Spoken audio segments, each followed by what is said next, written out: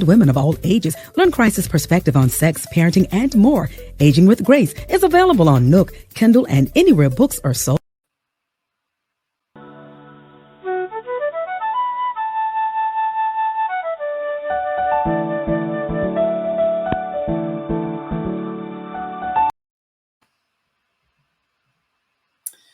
Well, hello, everyone. Welcome to Winning Ways. I'm Stephannie Solomon, and I tell you, you talk about technical issues. Oh my God! But you know what? That's not stopping anything.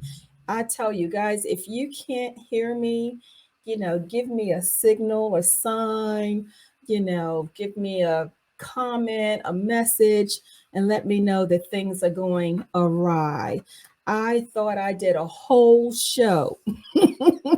Well, I did. I did a whole show and ready to edit and upload and all this other stuff. And sound was picking and choosing where it wanted to go. But guess what? I have time tonight. Oh, yes, I do. I don't prepare for nothing. So, welcome. Hi, everyone. I tell you, I hope you're having a great day wherever you are. If you're new to this broadcast, I'm Stephannie Solomon, an author, a life coach, and I've been podcasting since 2010. And I'm new to YouTube and I'm growing my community on this side. So if you would just do me a favor and hit that subscribe button. Yes. Hit the subscribe button. And you're on the YouTube side. Yeah, because that's the only way you can subscribe. Facebook, you can. But on the YouTube side, if you would subscribe, that would really make my heart happy as I try to grow the community. All right, I'm not going to hold you too long. I've been dealing with the topic of mental health. This is May, Mental Health Awareness Month. And I don't want to be trendy.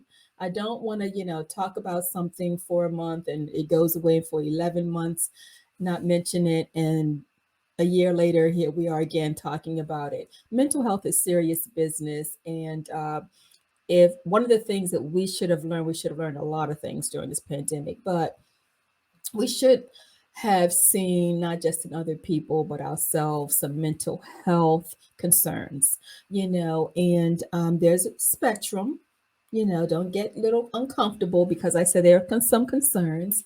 I think oftentimes we don't know all what consists of a mental health concern, and we're all human. And at some point we have some level of the concerns of mental health matters. So we have seen through the pandemic and before the pandemic as well, and that mental health is really a big concern in many communities, especially the African American community.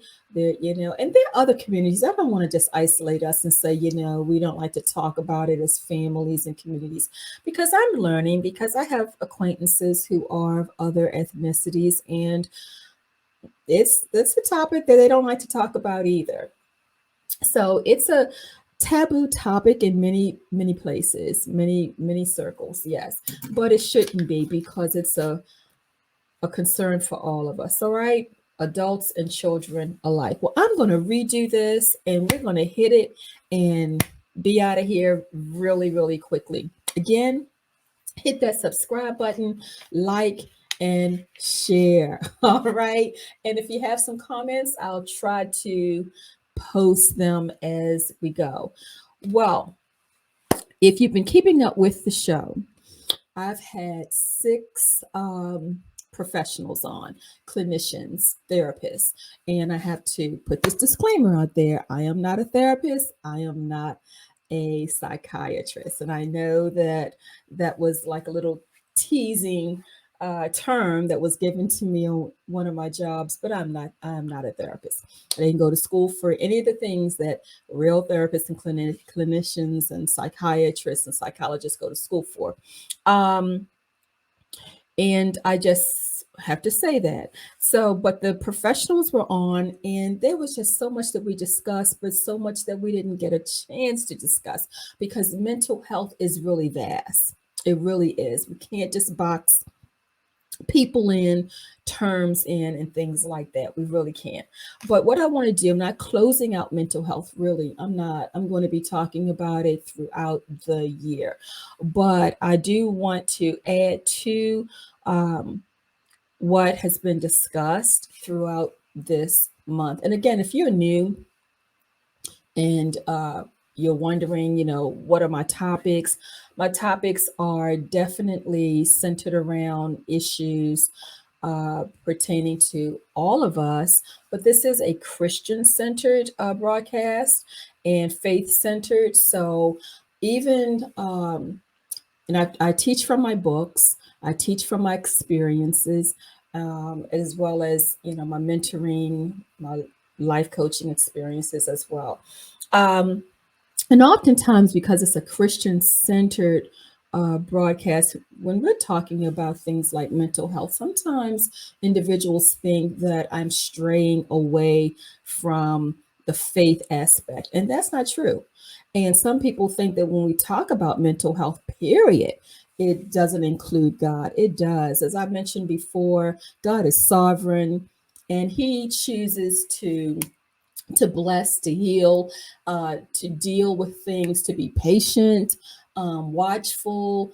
He's strong in all that he does. And when we think he's not moving, he is. He's just so God that he can allow things to happen that don't make sense to us. And we have to trust that it's all good, even though some things hurt and don't make sense to us. He is sovereign, and God uses what he chooses. He uses events, he uses places and things and time. He uses people. Many of us wouldn't have a problem going to a doctor, a physical doctor, physician rather, for our physical ailments.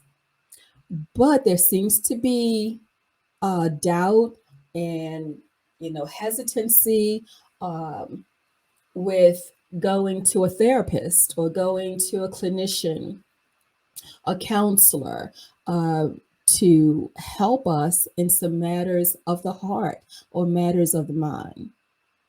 Hmm.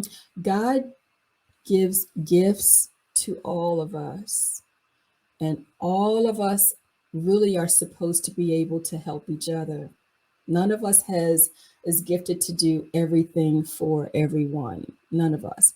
But we are all given gifts to help one another, and there are people who are skilled to talk to us about matters, especially that we deal with that torment us, harass us, addictions, habits, all kinds of things that we just can't make sense of, but they can help us through it. And God uses them. Yes, he does. And this doesn't take away his authority and his power to heal. And I shared this before and I'll share it again. I dealt with that back in 2004. In 2004, I had serious surgery. And I did not want to. Thank you, Reginald. I'm glad you can hear me. Thank you. I'll post that right there. There we go. In 2004, I did not want to have surgery. I trusted God for my healing. I fasted, I prayed. I mean, folk were interceding and this, that, and the other. And, I love God.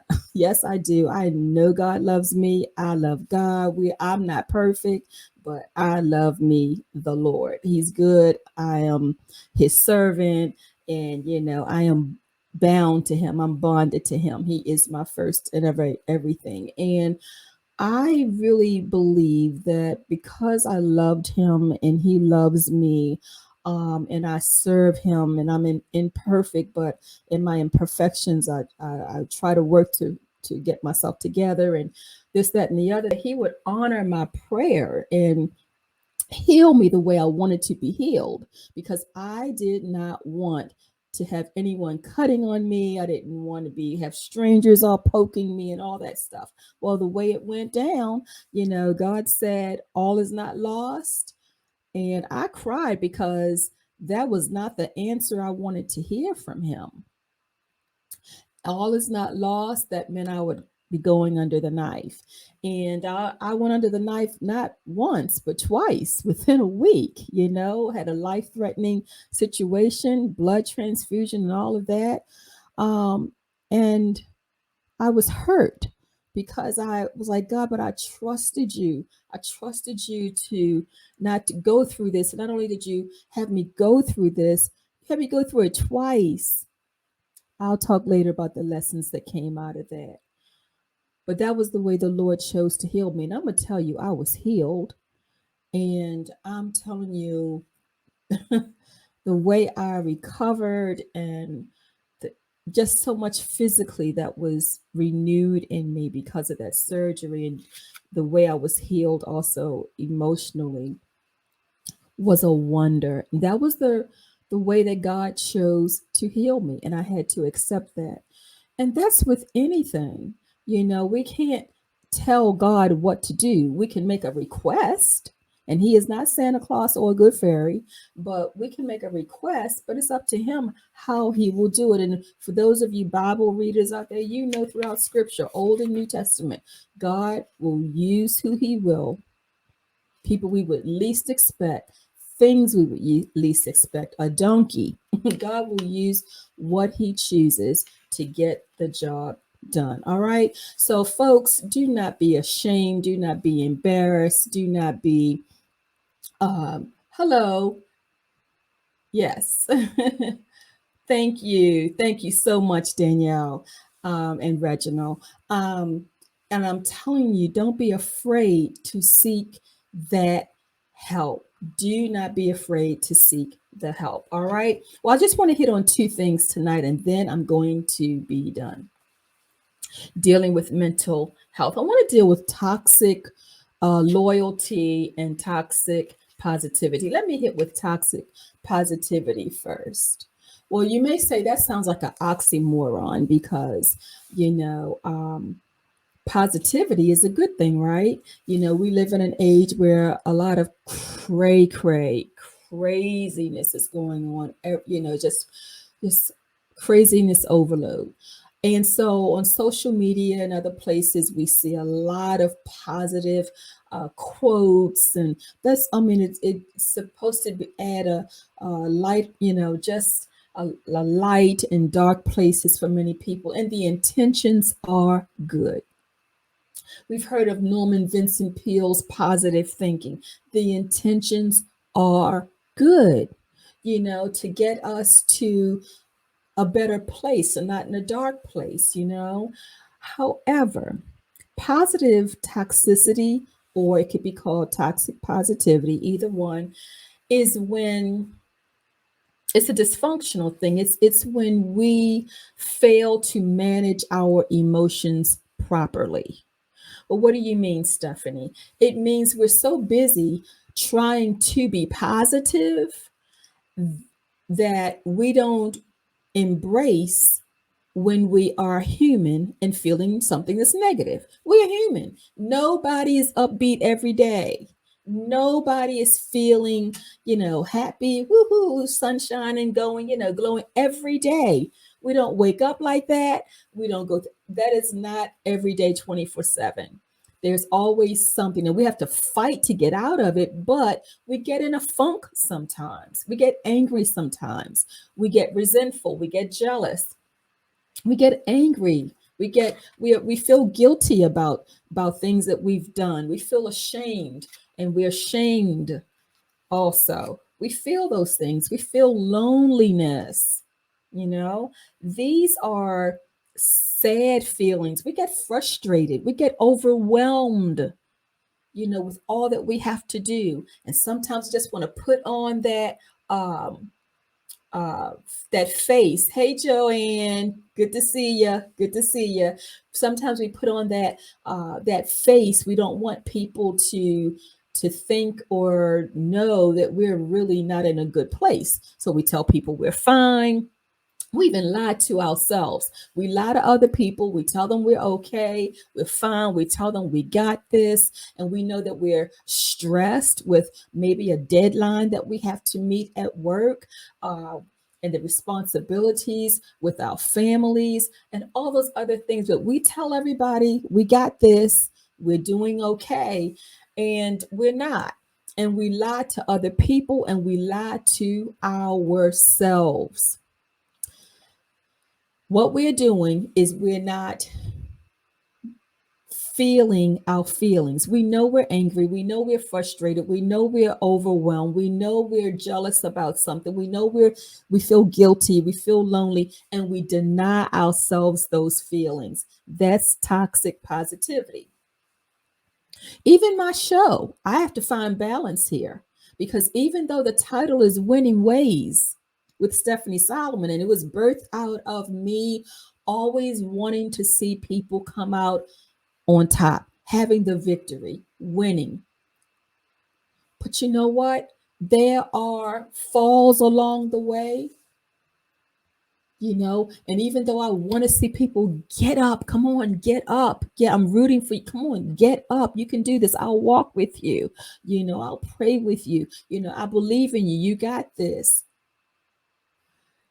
We have to understand that along the journey is not winning every second. Sometimes we have failure.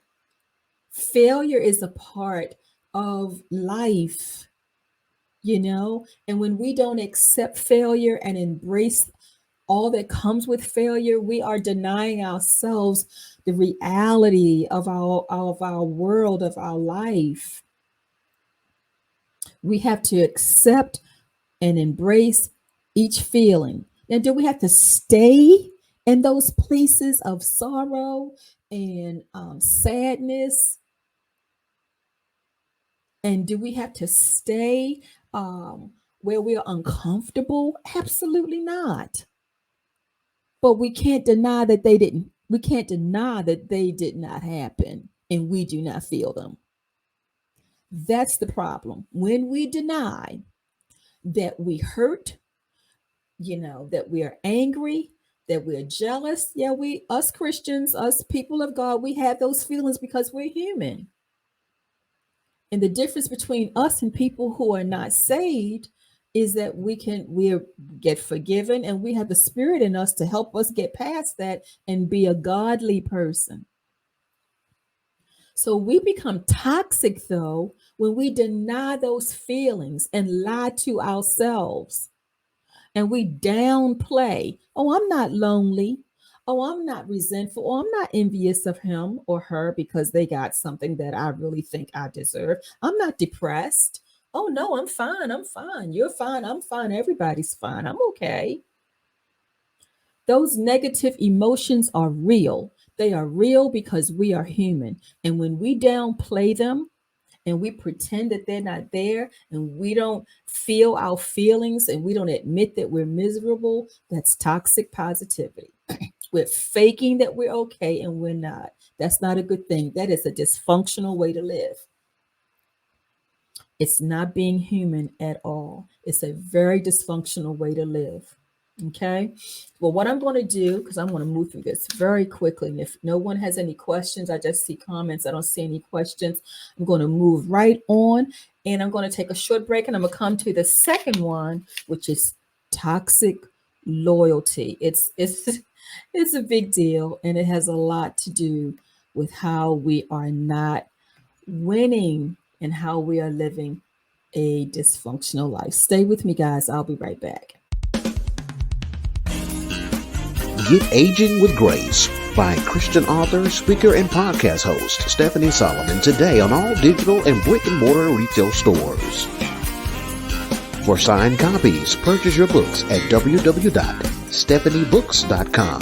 That's www.stephaniebooks.com. Connect with this creative author on Instagram, Twitter, Google, and Facebook using her handle @Stephannie Books. That's @STEPHANNIE Books. Here's Stephannie Solomon on The Winning Ways Show, Mondays at 7 p.m. Eastern Standard Time, a weekly podcast on blogtalkradio.com. Aging with Grace and other publications by Stephannie Solomon are available at Amazon, Barnes & Nobles, Books A Million, and other booksellers. For further information and speaking inquiries, log on to www.stephaniebooks.com. That's www.stephaniebooks.com.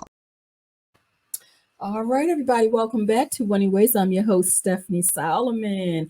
And for those books, just log on to www.stephaniebooks.com, or you can order books from Amazon, Barnes & Noble, Books A Million, anywhere where books are distributed and sold. And press that subscribe button right there, right where you are. If you're on YouTube, press subscribe, share, and like. And for those of you looking for a life coach, give me a call. Also log on to www.stephaniebooks.com for a free consultation. All right, before the break, I talked about toxic positivity. It is a contributor of perpetuating generational cycles of dysfunction. All right, and what I want to talk about next is toxic loyalty. Well, you may be saying, well, loyalty is a virtue. It's great to be loyal, to have great, strong support for someone, to have an allegiance to something. But you notice what an allegiance to something, you can have an allegiance to something, but it may not be the right thing. It may not be a good thing. Oh my God, it may not be the godly thing. Come on, this is a Christian format here, platform. All right. So if it's not godly, hello, what is the point of aligning ourselves, being loyal to a job, to an organization, to a relationship that doesn't give God any glory? Well, many of us are loyal and we don't think about too much of who and what we're being loyal to. It's so much that I'm being loyal, so I'm showing that I'm a good person. And really, because we're not looking at the bigger picture, there's room for abuse.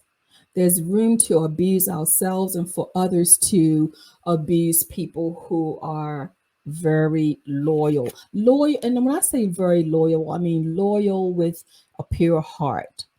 You're not loyal, because you have a hidden agenda, to get something out of someone. You're loyal because it's just your nature. And I'm telling you, there are manipulative people out there who recognize that type of loyalty, and they will work it for as long as the person who's loyal will allow them to. Yes, indeed, people will manipulate loyalists. Absolutely. They will abuse loyal people. Amen. And so what loyal people have to learn to do is to use the word no. No is created for a reason. No is the opposite of yes. All right.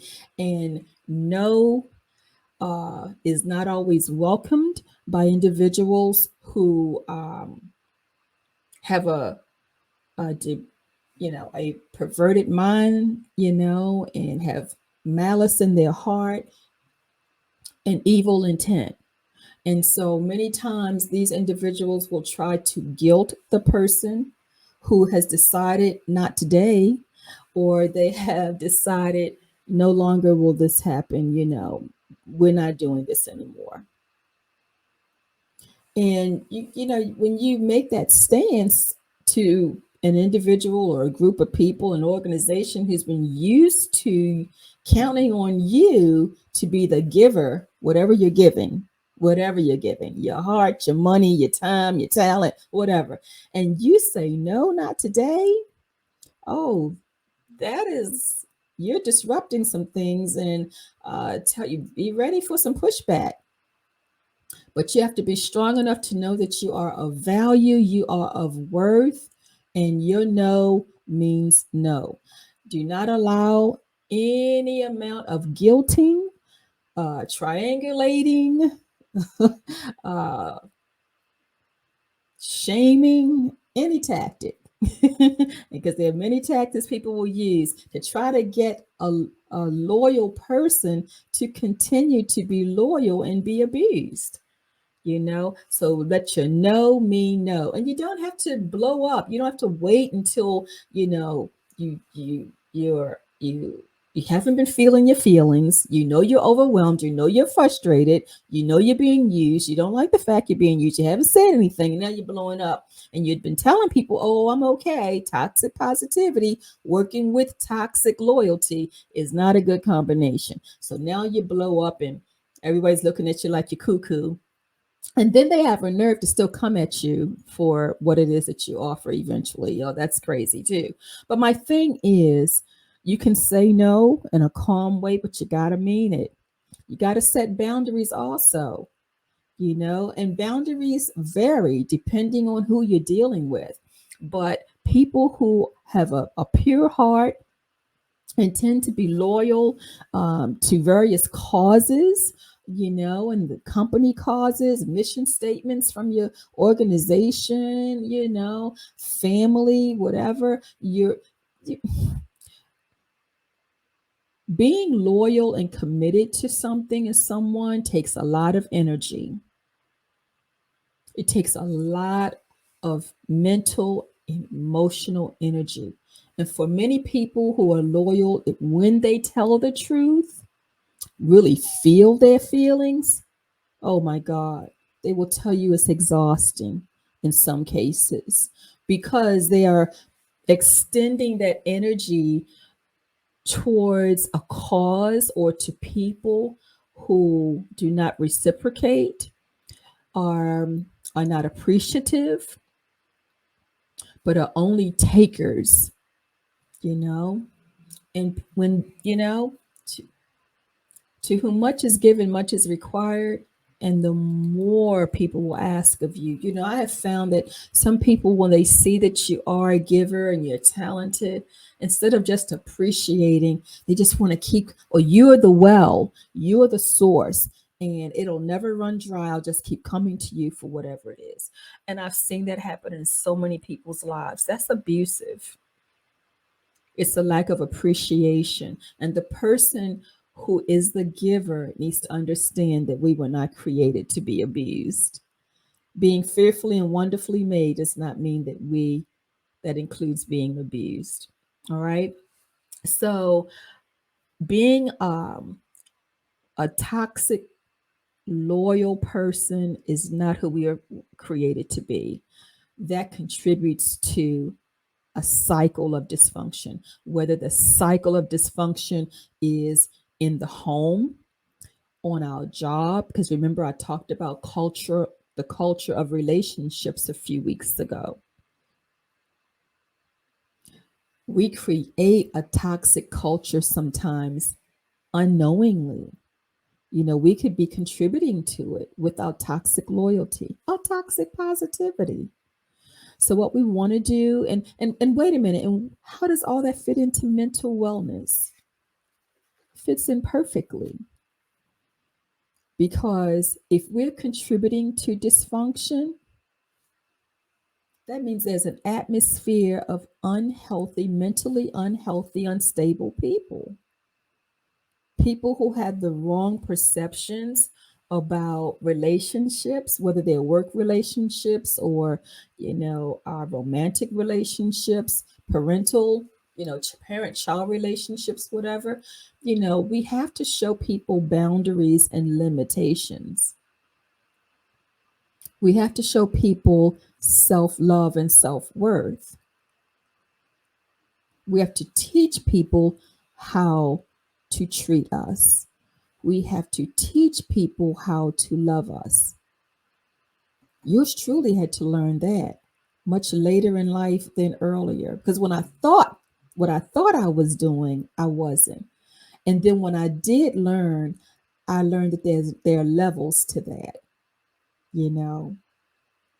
So the way we carry ourselves often, the way we speak, the way we dress, the way we present ourselves in the world shows people something about us, and we are teaching people how to treat us. Will they always respond? Not necessarily.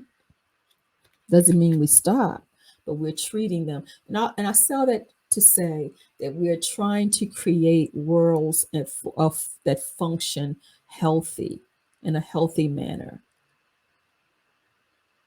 Not perfect, but in a healthy manner. There are too many worlds, the work world, family world, that are dysfunctional. And there's so many levels of it. And so tonight I want and hope that you concentrate on your loyalty. Where does your loyalty lie and why? And who are you loyal to? What are you loyal to and why? You know, um, Toxic positivity. Are you really always upbeat? Do you ever have a down moment, a down day? Okay, you don't have to tell me, but at least be honest with yourself. Otherwise, you are contributing to being toxic. All right. Well, that's it for tonight. Just those two. I do want to continue this whole mental health conversation.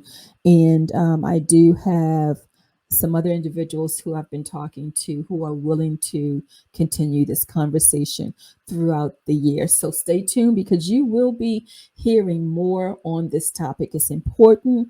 And, we need to discard these ideas that mental health deals with people who walk around, bubbly, blah, blah, blah, blah, talking out of their heads and in a straight jacket.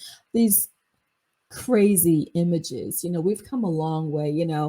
Our country, our world hasn't done the right thing with people who had mental illnesses. We've done some really harmful things.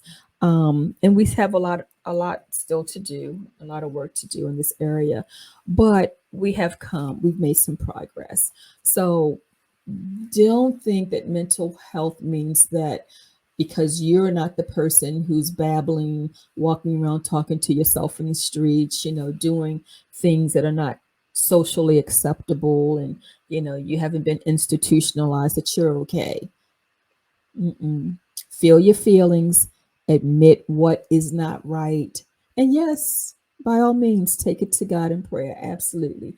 Take it to God in prayer. And if it continues and persists and you find yourself continuously being anxious, even though God said be anxious for nothing, you're worrying, and if the Lord leads you to a person or an organization where there are people who are skilled and equipped to help you in that area, please do not hesitate to follow through and get yourself some assistance because these people are here to help. All right.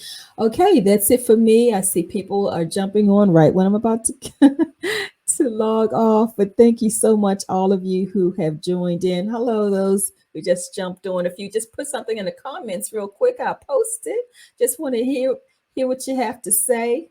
I have some comments here. There we go. You just type in something. Let me know maybe where you're from. I know Joanne is from Raleigh, North Carolina. I don't know what these other folk are. If you're not on the witness protection program, you can share where you're from. But anyway, I hope tonight was a blessing to you. All right. Lord willing, next week I'll be here still talking. And some Mondays I'll be off, just like TV shows are not on every Monday.